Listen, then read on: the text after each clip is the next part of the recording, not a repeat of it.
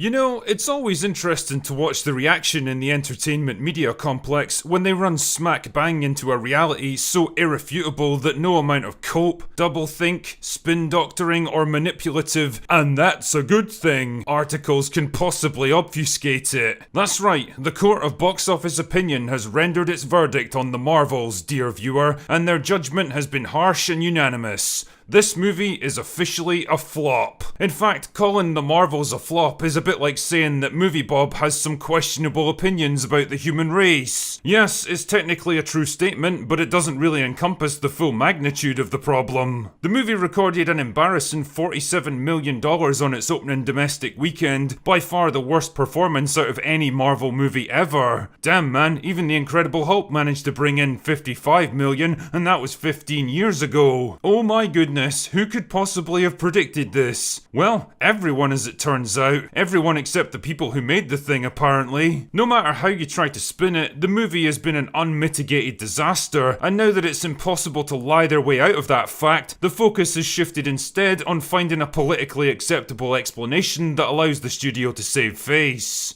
It wasn't a bad movie, you see. The real problem was the actors' strike preventing the stars from promoting it. Because truly, whenever Brie Larson opens her mouth to talk about Captain Marvel, she's an instant hit with audiences. Tom Cruise over here? No, I want to be the first me, not the next Tom Cruise. Thank you very much. Well, you know. And if there's one thing we can all agree on, it's that scripted, corporate-approved puff-piece interviews on late-night talk shows are where every thinking man goes to form their opinions about the latest film releases.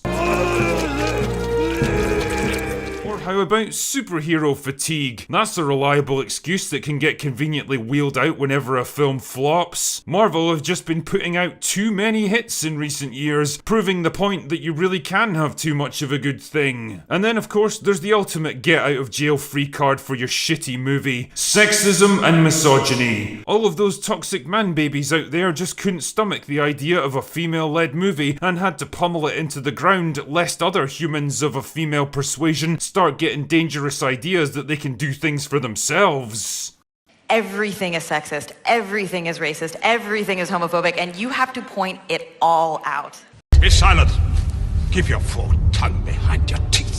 It's mostly bullshit, of course, and it either ignores or misrepresents the multitude of actual reasons why this movie was practically doomed from the start. But hey, if the access media aren't interested in calling it like it is, then I guess the drinker will have to step in and do their job for them. So strap in as I break down the real reasons why the Marvels flopped. 1. It's part of a dying brand. You don't need me to tell you that the MCU has been in decline for several years now, partly caused by a meandering, fragmented, and unengaging narrative that doesn't really feel like it knows where it's going, or that it's building towards anything, and partly because of a sharp decline in the quality of their movies. Marvel suffered a series of embarrassing flops and underperformers over the past 3 years, meaning there's less and less incentive to go see them. Yeah, superhero fatigue is a thing that's starting to cut into the box office, but more specifically, what they're facing here is Marvel fatigue. There's too much content and it's mostly shit, and as a result it's souring people on the entire brand. 2. There's no big names attached to it. Harsh as this may sound, none of the actors in this movie are the kind of box office draws that a film like this desperately needs to generate buzz. Iman Vellani, Zawe Ashton, and Teyonah Parris are all fucking nobodies. Brie Larson's only high-profile role was in the first Captain Marvel 4 years earlier, and at this point, even Samuel Jackson isn't all that exciting. Partly because he seems determined to appear in every single movie getting made, so his presence isn't exactly a big event anymore, and partly because nobody cares about his character now. Nick Fury's been gradually broken down and deconstructed in recent years to the point where the coolest character in the MCU, played by the coolest actor in Hollywood, feels more like a fat, embarrassing middle-aged dad trying to hang with his son's friends. Which brings me along to my next point.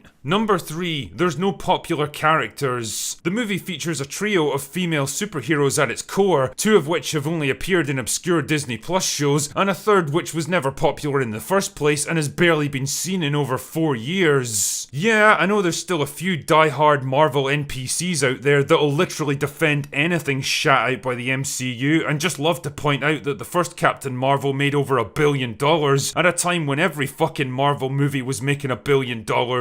In reality though, it was the most protected movie in history. The review scores were carefully managed to give it the most positive rating possible, and it was released under the most favourable market conditions that have ever existed, conveniently sandwiched between two of the biggest films in the entire MCU, when excitement for the brand was at a fever pitch, with a marketing campaign that somehow managed to convince everyone that it was going to be an event movie on the same level as Infinity War and Endgame. Put simply, it wasn't, but by the time everyone realised that fact, it was too late and the movie had made bank. Either way, the point is that nobody was particularly invested in Captain Marvel as a character, mainly because she didn't really have one. She was a perfect example of what Gary likes to call the hero's journey, a wish fulfillment power fantasy that starts out strong and awesome, is liked by almost everyone, wins at everything to become even stronger and more awesome, and eventually realises that the only thing holding her back from god tier level of awesomeness is the rest of the world failing to accept how amazing she is. I mean, really, is it any wonder that people didn't connect with a character like that? And the thing is, she's not exactly alone either, which brings me neatly on to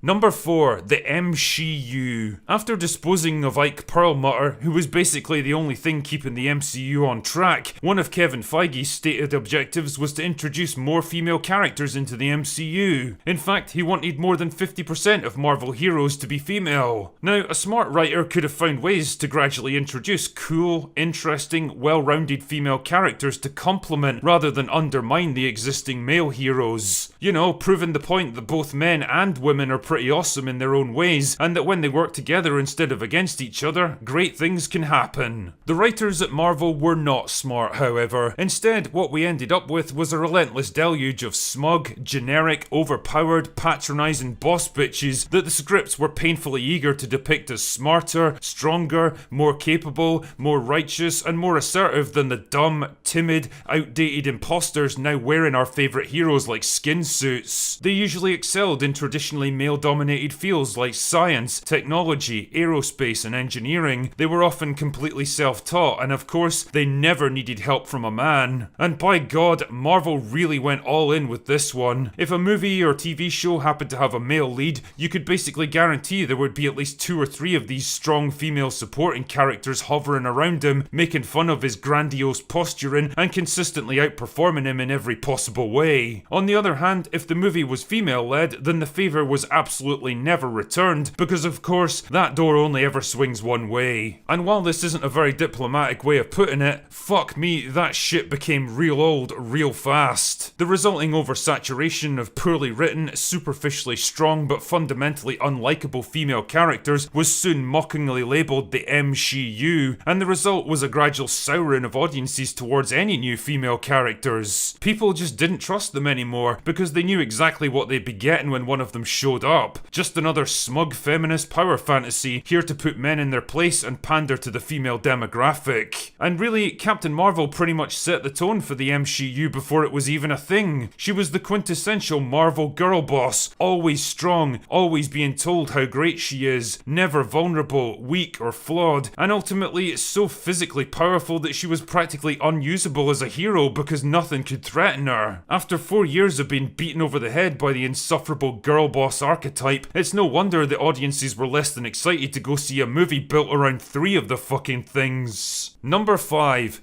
It sucks.